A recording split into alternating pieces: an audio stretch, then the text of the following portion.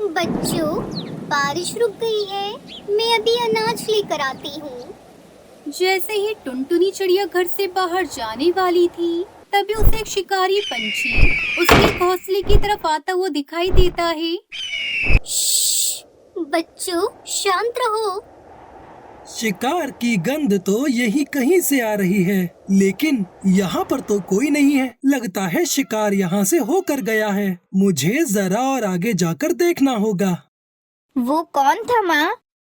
वो एक शिकारी पंछी था बेटी। ऐसे शिकारी पंछियों से हमें दूर ही रहना चाहिए, वरना वो हमें नुकसान भी पहुंचा सकते हैं। माँ, मुझे बहुत डर लग रहा है। अगर वो शिकारी पक्षी फिर से यहाँ आ गया तो आप हमें छोड़कर कहीं मत जाइए माँ। दोनों ही बच्चे अपनी माँ को गले लगा लेते हैं।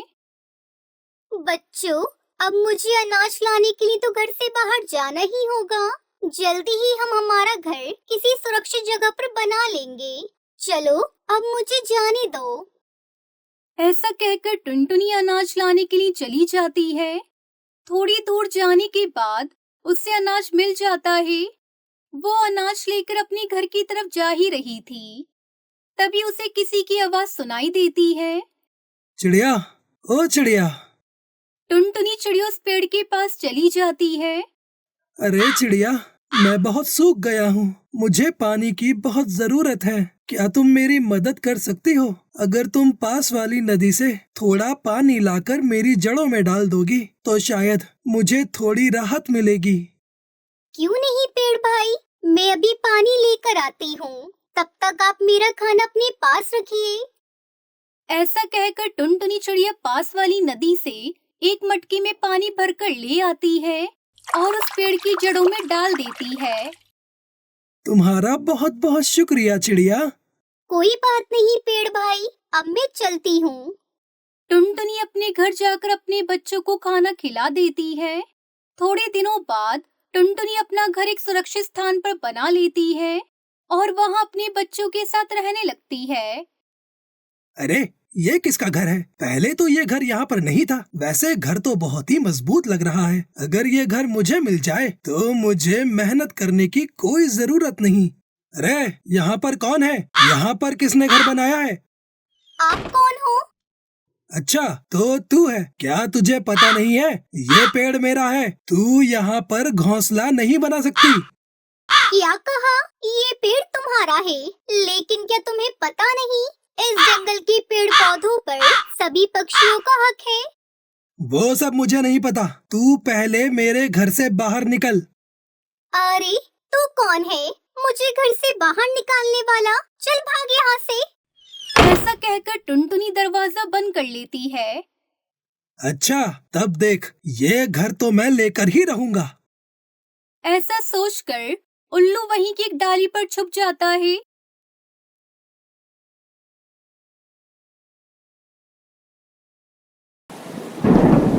पहले मेरे घर से बाहर निकल। अरे उल्लू अंकल, हम इतनी तेज बारिश में कहाँ जाएंगे? वो सब मुझे नहीं पता। तुम पहले निकलो यहाँ से, वरना मैं तुम्हें खा लूंगा। तभी टुनटुनी वहाँ पर आ जाती है। अरे बच्चों, तुम दोनों बाहर क्या कर रहे हो? चलो अंदर जल्दी से। माँ, उस उल्लू अंकल ने हमें हमारे घर से बाहर निकाल दिया। अरे बाप रे, ये क्या हो गया? एक तो मुझे अनाज भी नहीं मिला और यहाँ मेरा घर भी उल्लू ने छीन लिया। बच्चों, तुम चिंता मत करो, चलो मेरे पीछे आओ। बारिश में भीगने की वजह से बच्चे ठंड से कपकपा रहे थे। हे ऊपर वाले, अब मैं क्या करूं? किससे जाकर मदद मांगूं? अरे चिड़िया, क्या हुआ? टुनटुनी इधर उधर देखती है। मैं वही पेड़ हूँ जिसकी तुमने उस दिन मदद की थी। पेड़ भैया, लेकिन आप तो उस दिन बहुत सूख गए थे। हाँ, मैं तुम्हारी मदद से फिर से हरा भरा हो गया हूँ। लेकिन तुम्हें क्या हुआ? तुम इतनी परेशान क्यों हो? फिर टुनटुनी सारी बातें उस पेड़ को बता देती है।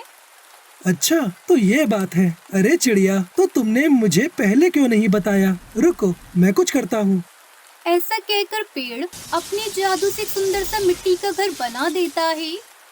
ये देखो चिड़िया, ये रहा तुम्हारा नया मिट्टी का घर। अरे वाह, ये घर तो बहुत सुंदर है। टुनटुनी और उसके बच्चे घर को देखकर बहुत खुश हो जाते हैं।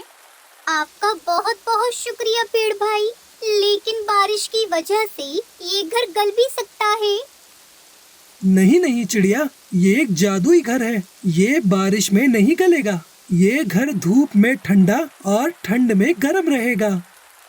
पेड़ भाई, मैं आपका ये एहसान कभी नहीं भूलूंगी। अरे चिड़िया, तुमने तो मुझे मरने से बचाया था। ये तो उसके सामने कुछ भी नहीं है। अब तुम जल्दी से अपने बच्चों को लेकर उस घर में चली जाओ, वरना तुम्हारे बच्चों को सर्दी हो जाएगी। फिर टुनटुनी अपने बच्चों के साथ उस घर में रहने लगती है। दूसरी तरफ उल्लू बारिश को निहार रहा था। अरे वाह, ये बारिश का मौसम, मुझे ये बारिश बहुत पसंद है।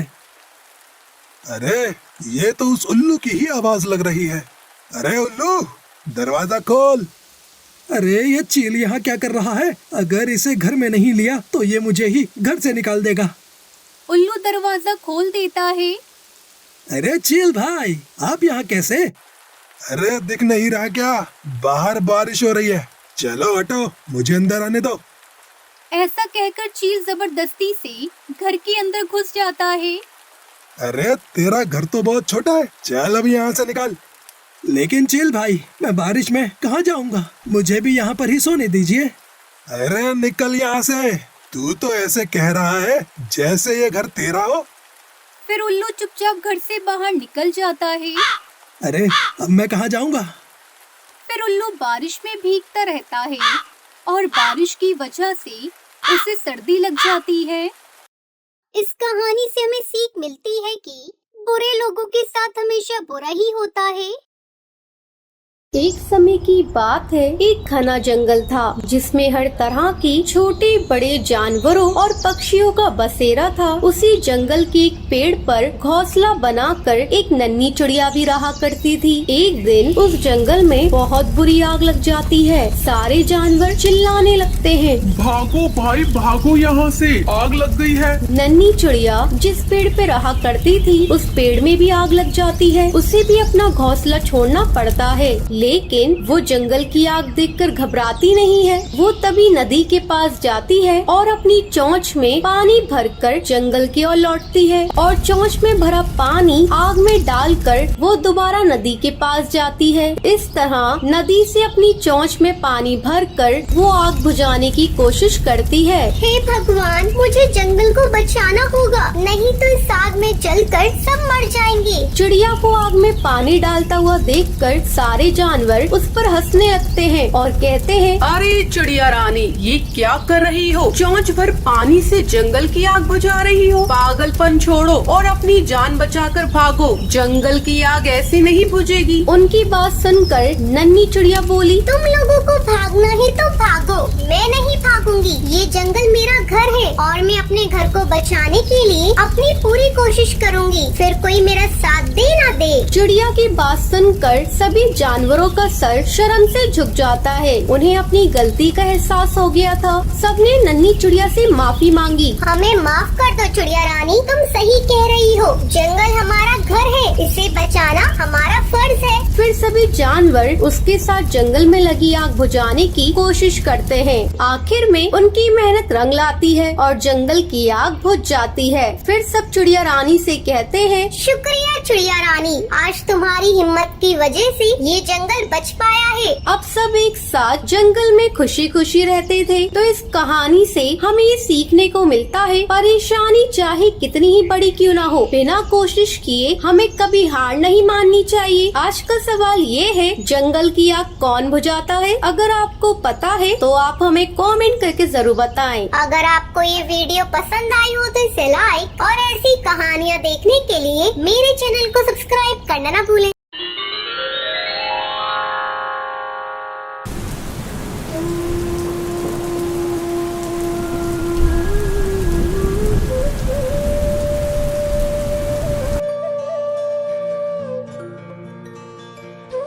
बेटा कालू, अब तू बड़ा हो गया है तो मैं चाहती हूँ कि तू शादी कर ले और तेरी शादी करने के बाद घर में बहू आएगी, घर में बच्चे होंगे तो घर में और भी मन लगेगा। मेरा बहुत मन करता है कि मैं तेरे बेटे को अपनी गोद में खिलाऊं।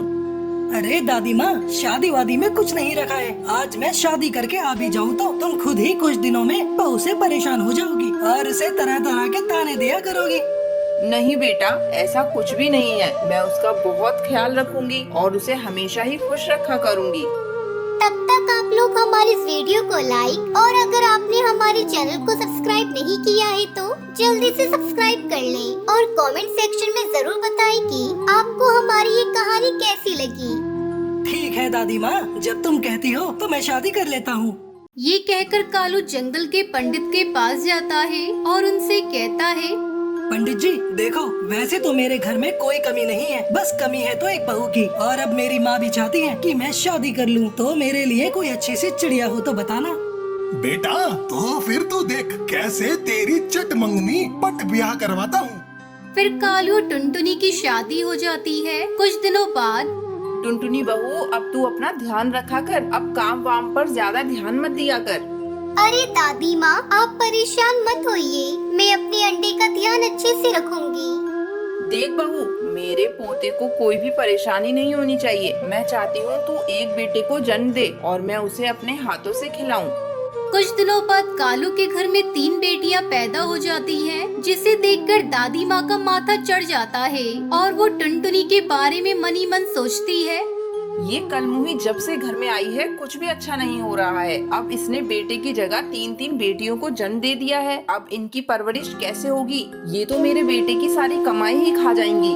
फिर तीनों बेटियां धीरे धीरे बड़ी होने लगती हैं और वो एक दिन दादी माँ के पास आती हैं। दादी दादी, हमें भूख लगी है, हमें कुछ खाने को दो ना। ओहो मनूस चिड़िया, मुझे हाथ लगाने की जरूरत नहीं है। मुझसे दूर रहो और मेरी तरफ से भूखी मर जाओ, मुझे कोई फर्क नहीं पड़ता।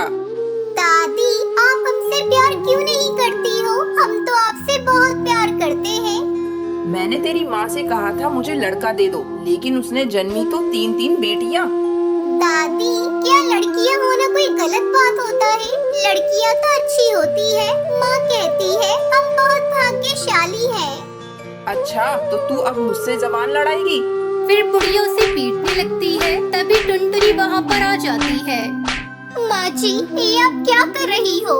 बच्चियों पर कौन हाथ उठाता है? ये बहुत गलत बात है माँ जी। बेटी तो ईश्वर का वरदान होती है। तभी बुढ़िया तिल मिलाते हुए बोलती है, तू मेरे बीच में मत बोल, मुझे तू बिल्कुल अच्छी नहीं लगती और ना ही तेरी ये बच्चियाँ अच्छी लगती हैं। फिर सबसे छोटी बच्ची अपनी दादी से कहती है, बुढ़िया, तू भी हमें अच्छी नहीं लगती है, तू भाग जा हमारे घर से। 24 घंटे बकर बकर बकर करती रहती है, जब देखो हमारी माँ को और हमें सुनाती रहती है। देखो देखो, कल की छोकरी मुझसे ही बातें बनाने लगी है। देख मैं अब तेरा क्या हाल करूँगी। फिर अगली सुबह बाहर बहुत तेज बारिश हो रही होती है। सुंदरी दादी के दिमाग में एक तरकीब आती है और वो छोटी बच्ची जो कि सोई हुई होती है उसके पास जाती है। फिर सुंदरी उसे उठाकर एक छोटे से कपड़े में बांध देती है और तेज बारिश में उसे बाहर छोड़कर आ जाती है। पर सुनहरी की भी आँख खुल जाती है और वो अपनी दादी को ऐसा करते हुए देख लेती है। दूसरी तरफ टुनटुनी माँ को अपनी बेटी का आभास हो जाता है। अरे छोटी कहाँ गई? इतनी जल्दी तो उठती नहीं है। हो सकता है बाहर खेलने गई हो। ये कहकर टुनटुनी घर के बाहर देखती है। बाहर बहुत तेज बारिश हो रही होती है। हे भगवान, ये रातों रात इतनी बारिश कैसे हो गई? ये अचानक से क्या हो गया? मुझे अपनी बेटी को बचाना होगा। फिर टुनटुनी छोटी को ढूंढती हुई घर के बाहर जाती है। छोटी, ओ छोटी, तू कहाँ है बेटा? छोटी इधर आ। टुनटुनी को जंगल की नहर के पास उसे पेड़ के नीचे अपनी तौलिया का कपड़ा दिखाई देता है। अरे ये तो मेरी तौलिया है। अचानक से यहाँ पेड़ के पास कैसे आ गई? ये सब कैसे हुआ? तभी सुनहरी अपनी माँ के पास आती है और वो अपनी माँ को सब बता देती है। ये सुनकर टुनटुनी गुस्से से अपनी सास से बोलती है, माँ जी, अगर आपको मेरी बेटियाँ पसंद नहीं है तो मैं तुम्हारे घर को छोड़कर चली जाती हूँ। पर तुमने आज मेरी छोटी बेटी मुझसे छीनी है। तुम्हें बेटियाँ पसंद नहीं है ना? जबकि तुम खुद एक बेटी रही होंगी। माँ जी, आपने मेरे साथ ऐसा क्यों किया? भगवान आपको कभी माफ नहीं करेंगे। इतना सुनते ही सुंदरी की आंखों में आंसू आ जाते हैं और वो कहती है, मैंने तुम लोगों के साथ कभी भी अच्छा नहीं किया, फिर भी तुम्हारी बातों ने मेरा दिल जीत लिया और मुझे पता चल गया कि बेटा और बेटी सब एक जैसे होते हैं, उनमें कोई भेदभाव नहीं होता। उस दिन के बाद से पूरा परिवार खुशी खुशी एक साथ रहने लगता है।